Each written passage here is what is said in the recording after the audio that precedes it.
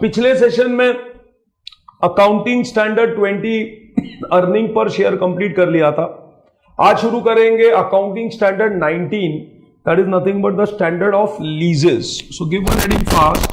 हम accounting standard 19 कर रहे हैं, AS 19, और उसका हेडिंग है accounting for leases. Accounting for leases, attention, बहुत ही important standard again friends, and this is more of a theoretical standard as compare to जो अर्निंग पर शेयर हमने किया था, that was more of a mathematical standard. उसके अंदर calculations ज्यादा थी, उसके अंदर लेकिन जो क्वेश्चंस भी थे वेरी मच कैलकुलेटिव बेस्ड थे। यहां पर जो क्वेश्चंस आएंगे, ऑफ कोर्स यहां पर भी क्वेश्चन सॉल्विंग अप्रोच होगी, फिगर्स दिए जाएंगे, बट वो फिगर्स की समझ आपको तब आएगी अगर आपकी थियोरी इसमें स्ट्रांग होगी। So be careful in the standard of accounting standard 19 of leases. अब सबसे पहले अकाउंटिंग स्टैंडर्ड 19 आपको बताता है कि आप जब ये स्टैंडर्ड पढ़ेंगे तो आपको क्या समझ आएगा। तो आपको यह समझ आएगा कि भाई ये लीज क्या होता है, कितने टाइप्स ऑफ लीजेस होते हैं, वो वाली जो लीजेस होती हैं आप उसको किस तरीके से आइडेंटिफाई कर सकते हैं कि भाई फलानी ऐसी चीज है, ये वाली कंडीशन फुलफिल होती है तो ये वाली probably x type of lease है, ये वाली कंडीशन सेटिस्फाई नहीं होती है तो फिर वो वाई टाइप ऑफ लीज है। सो टाइप्स ऑफ लीजेस पता चलेगा, फिर उनकी कंडीशंस पता हमें चलेंगी, फिर आपको पता चलेगा जो लीज अकाउंटिंग होता है उसकी अकाउंटिंग ट्रीटमेंट आपको क्या फॉलो करनी है। उसके अंदर डेप्रीसिएशन जो होगा, डेप्रीसिएशन का जो अकाउंटिंग स्टैंडर्ड 6 है, आपको वो वाला स्टैंडर्ड इसके अंदर अप्लाई करना पड़ेगा, एक्सेट्रा। सो काफी इंटरेस्टिंग स्टैंडर्ड है। ग्रुप 1 के अंदर हायर परचेज एक टॉपिक आपने किया है, तो वो जो हायर परचेज टॉपिक है बेटा, that is of course following this particular लेकिन अकाउंटिंग स्टैंडर्ड 19 ऑफ लीजेस। तो सबसे पहले हम जरा ये जान लें कि भाई ये लीज होता क्या है। आप लोग में से कई ऐसे स्टूडेंट्स हैं, अभी आईपीसीसी या इंटर सीए की क्लास में आप लोग हैं, तो आप लोग छोटे हैं, आप लोग बच्चे हैं।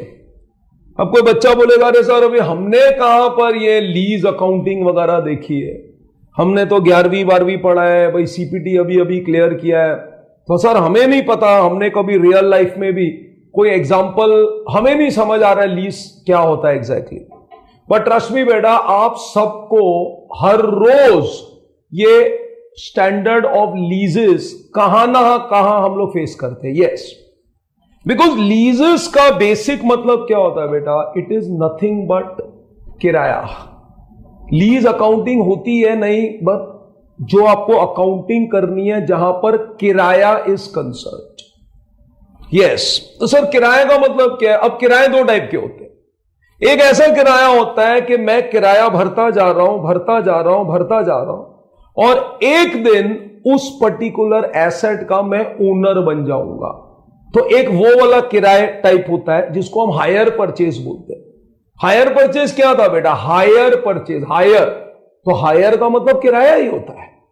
सो आज की डेट में मैं कुछ डाउन पेमेंट करता हूं, उसके बाद इंस्टॉलमेंट्स भरता रहता हूं over a period of time, और अगर मैं इंस्टॉलमेंट सही भरता हूं, अगर मैं कोई डिफॉल्ट नहीं करता हूं इन पेमेंट्स, तो एक ना एक दिन मैं उसका ओनर बन जाऊंगा एसेट का। तो एक तो वो हो गया लीज, और दूसरा है मैंने एक कोई सामान लिया है, कोई चीज ली है और मैं उसको यूज कर रहा हूं, मैं उसका किराया भरता जा रहा हूं, मैं उसका किराया भरता जा रहा हूं, बट मैं उसका ओनर कभी भी नहीं बनूंगा। जैसे फॉर एग्जाम्पल फ्रेंड्स, मैंने से कार है वो किराए पे ली है। अब एक कार होती है, समझो मैं यहां पर अभी बंबई में बैठा हूं और मुझे पूना में जाना है, तो मैंने एक किसी ट्रैवल एजेंसी को फोन किया, मैंने ट्रैवल एजेंसी को फोन किया कि भाई कल सुबह मुझे पूना जाना है, तो कितने पैसे होंगे। तो वो बोलता है कि सर आपका किराया लगेगा 5,000 रुपया आने जाने का। तो मैंने बोला ठीक है, तो मैंने उसको 5,000 रुपए दिए, मैं पूना गया, मैं पूना से वापस आ गया, मैंने उस गाड़ी को यूज किया, लेकिन मैं उसका ओनर नहीं बना और ना ही मैं बन सकता हूं, और ना ही मैं उस चाह में हूं कि मैं उसका ओनर बनूं। लेकिन वो भी आपके अकाउंटिंग स्टैंडर्ड 19 में क्वालिफाई होएगा, even that is one of the लीजेस। दूसरा एग्जांपल क्या है कि मैंने गाड़ी खरीदी मतलब मैंने हायर परचेस पे गाड़ी खरीदी, 10 लाख की गाड़ी थी, 2 लाख रुपए उसको अब दिया, बाकी 8 लाख रुपया उसके ऊपर finance charges, that is nothing but interest मैं भरता रहूंगा, और 5 साल के बाद एक ना एक दिन मैं उसका ओनर बन जाऊंगा। तो पहले वाले एग्जांपल में मैंने 5,000 रुपए भरा, लेकिन मैं ओनर ना बनना चाहता हूं ना मैं बन सकता हूं, क्योंकि मैंने बस सिर्फ उसको यूज किया बेटा। सो वो भी एक लीज होती है। और दूसरे वाले एग्जांपल में मैंने आज कुछ पैसे भरे और कुछ साल में इंस्टॉलमेंट भरता रहूंगा, और एक ना एक दिन अगर मैं डिफॉल्टर नहीं हूंगा तो मैं उसका मालिक बन जाऊंगा, तो वो भी एक टाइप ऑफ लीज होती है। तो बेसिकली किराया में आप जब भी कोई एसेट लेते हैं या देते हैं, वो वाला कवर चीज होती है in accounting standard 19 which is of लीजेस। सबसे पहले हम आपको यहां पर ये बताएंगे बेटा, लीजेस के लिए आप बेसिक एक आप मेरे साथ में लिख सकते हैं। बेसिकली ये लीजेस में क्या होता है, it is nothing but rentals involve. It is nothing but what, rentals involve. मेरे साथ साथ में आप लिख सकते हैं। फिलहाल मैं आपको कोई नोट्स नहीं दे रहा हूं, फिलहाल तो मैं आपको इसका एक बेसिक मतलब पहले समझा रहा हूं। तो जहां पर भी रेंटल्स इन्वॉल्व है तो अकाउंटिंग स्टैंडर्ड 19 की इन्वॉल्वमेंट शुरू हो जाती है। अब रेंटल्स इन्वॉल्व 2 टाइप के होते हैं। एक टाइप ऑफ रेंटल इन्वॉल्व होता है rent is paid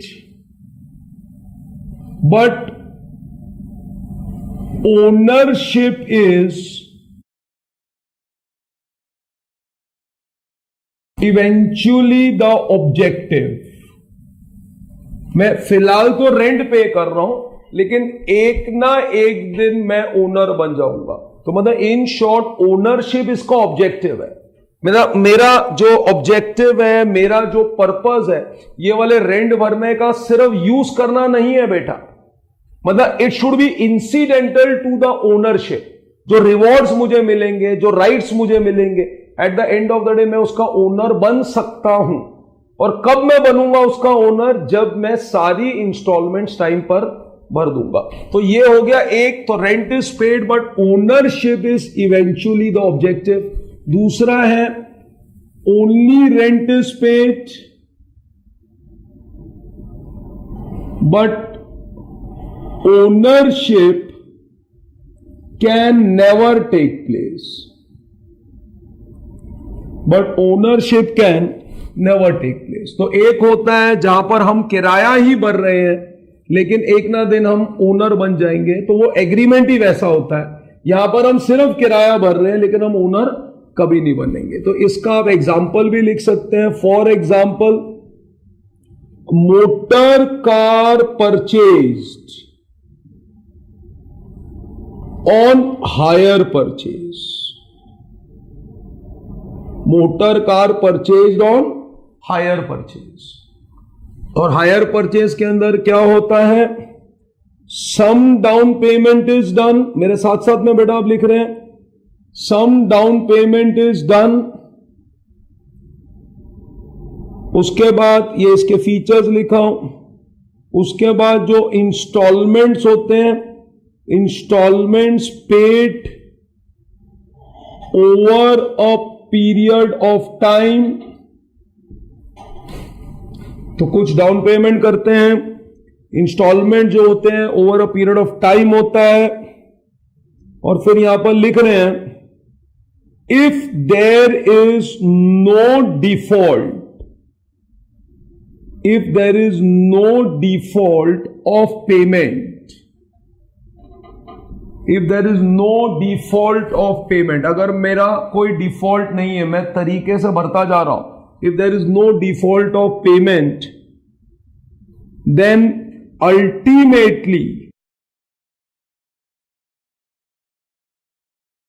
reward of what? Ownership. Ultimately beta what? The reward of ownership is transferred.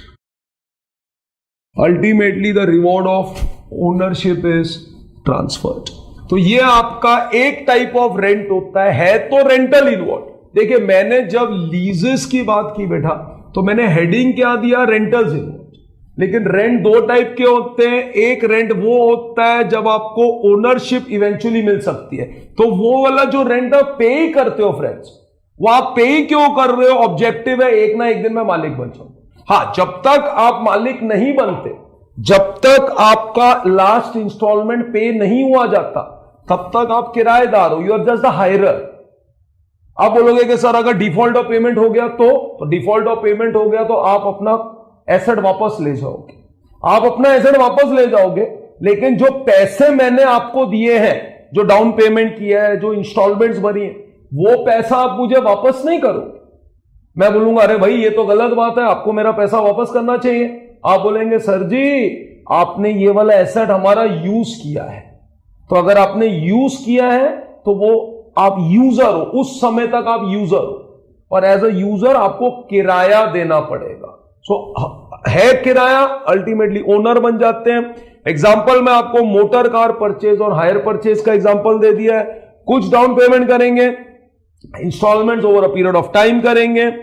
अगर डिफॉल्ट नहीं है फ्रेंड्स, तो क्या होगा, ultimately reward of ownership is transfer. ये हो गया आपका एक एग्जांपल, रेंट का एग्जांपल है। अजी हमने लीज तो अब तक शुरू ही नहीं की, हमने अकाउंटिंग स्टैंडर्ड 19 कहां शुरू किया अब तक, खाली उसका बेसिक मीनिंग देखा है कि भाई रेंट होता है तो रेंट दो टाइप का होता है, और इसका हम सर क्या एग्जांपल देंगे, वही दे देंगे एग्जांपल फिर से, that is nothing but motor car taken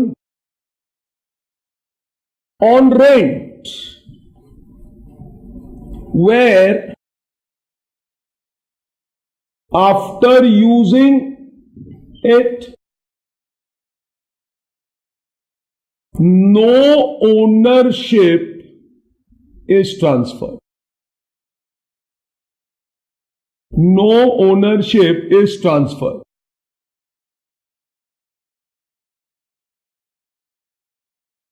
जैसे फॉर एग्जाम्पल, इसका एग्जाम्पल आप लिख सकते हैं, आजकल मैं सुनता हूं ओला, उबर, ये सब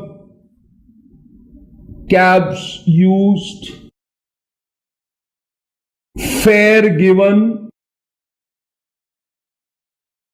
but never the owner. तो ये जो ओला सर्विस है, उबर सर्विस है, काफी सुनने में आ रहा है। जैसे पहले हमने भी, हमारी जब गाड़ी जो है हमने ड्राइवर रखे हुए थे, अब ड्राइवर वगैरह की जरूरत ही नहीं पड़ती है। सर क्यों नहीं पड़ती है जरूरत? अब भाई ओला उबर है, आपको ड्राइवर भी मिल जाता है, आपको नई नई गाड़ियां मिल जाती है एकदम, like you know, I mean just at the push of a button, like you know, you get all the services. लेकिन वो सब क्या है, भले वो कितनी भी अच्छी सर्विस हो, बट अल्टीमेटली मैं उसका मालिक कभी नहीं बन सकता हूं फ्रेंड्स। हायर परचेज के अंदर या इस वाले रेंटल के अंदर क्या था, एक ना एक दिन मैं मालिक बनूंगा। तो यहां पर बस हमने उसको यूज किया, किराया ही हमारा ऑब्जेक्टिव है, हम कभी भी उसके मालिक नहीं बनेंगे। तो दो type of rentals are involve. तो this is the basic of this particular chapter, जिसका नाम है अकाउंटिंग स्टैंडर्ड 19 ऑफ लीजेस। अब सुनिए ध्यान से। अब ऐसा होता है बेटा, there are two parties involve. अब मैं अकाउंटिंग स्टैंडर्ड 19 की भाषा की बात करूंगा। कितनी पार्टीज इन्वॉल्व है बेटा? दो पार्टी इन्वॉल्व है। एक होता है जिस इंसान ने ये वाला एसेट दिया लीज पर, किराए पर, और दूसरा इंसान होता है जिस इंसान ने ये चीज किराए पे ली। सो जो किराए पे देता है उसको बोलते हैं लेजर, और जो किराए पे लेता है उसको बोलते हैं lessee. I repeat once again बेटा, टू पार्टीज आर इन्वॉल्व। एक होता है लेजर, एक होता है लेजी। सर लेजर कौन होता है? Lessor is a person who gives the asset on rental basis. फिर भले वो ये रेंटल हो या वो दूसरा रेंटल हो, वो उसका कोई प्रॉब्लम नहीं, बिकॉज ये दोनों ही रेंटल आपके कवर्ड हो रहे हैं अकाउंटिंग स्टैंडर्ड 19। लेकिन पार्टी कितनी इन्वॉल्व है फ्रेंड्स? दो पार्टी। तो lessor is a person who gives the asset on rental basis और on lease basis, and lessee is the person who takes that particular asset and then he uses that particular asset on rental basis or lease basis. और definitely जो lazy होता है फिर उसको हर्जाना देना पड़ता है, और वो हर्जाना क्या देता बेटा, डेफिनेटली वो उसको रेंट पे करता है। That is basically nothing but the lease rental paid. फिर भले वो इंस्टॉलमेंट आप नाम दो कि किराया नाम दो या आप जो भी नाम दो, लेकिन कुछ हर्जाना तो देना पड़ता है। वो जो हर्जाना होता है usually it is over a period of time. So that is what is the basic when you learn the concept of accounting standard 19. So classification of leases.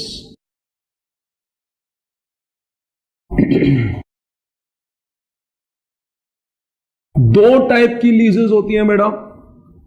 One is nothing but the financial lease, और दूसरा होता है operating lease.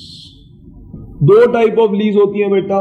One is nothing but financial lease, another is nothing but operating lease.